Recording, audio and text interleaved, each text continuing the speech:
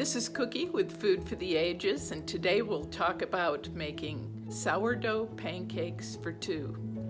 First, you start with 1 egg. So take 1 egg and you just lightly beat it. Pinch of salt. I'm going to get a tablespoon of sugar. It's raw cane sugar. So just about a tablespoon, and I'm doing everything by eye here today. And I'm going to add my sourdough starter. It needs changing up, so I've got to throw out the old, and instead of wasting it, you can actually put it in your pancakes, and it really gives them a lift and a flavor that you will enjoy. Okay, and then I'm going to put a bit of flour in. And I'm using just an all-purpose white flour. You can see how this is. Sometimes I melt butter and add it, or you can just add water. I think a little melted butter would be good, and maybe a little milk, right? Milk. Need to loosen it up a little. To take away the worry of whether these are gonna rise or not, I'm putting in a pinch of baking soda. Overmix pancakes. You just really take the lightest of mixing. A tablespoon of melted butter.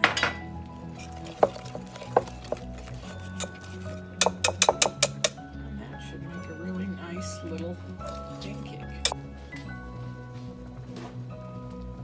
So this is that famous moment in your frying pan where you ask yourself, is this ready for pancakes? I'm going to take it down to about mid-range cooking, so you can see right into the pan. Now, you can see it's very hot. What you're looking for a ready pan is water not just sitting and bubbling like that, but actually skittering across the pan. So it's still not really hot enough. I'm going to boost it again for a minute. Okay, let's try that again. Yep, now they're moving around. Okay, so now we know that this pan is ready for pancakes.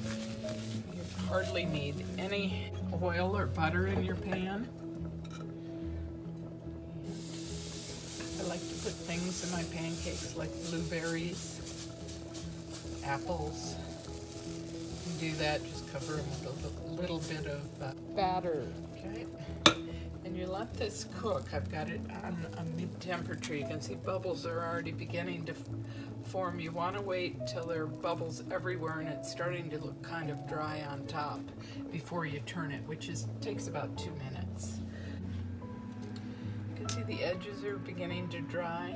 You only want to turn a pancake once because you don't want to make it tough. Here you can see the bubbles beginning to pop. Call that ready to turn. It's got a nice golden color.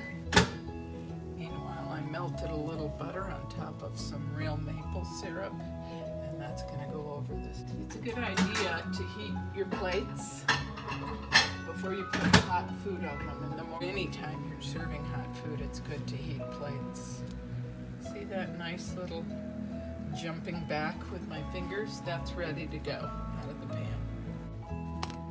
Take it over there to the table. Okay. And our next step, of course, is to pour a little syrup over it. Put in. You can see it's got a beautiful crumb. Bite. Very good.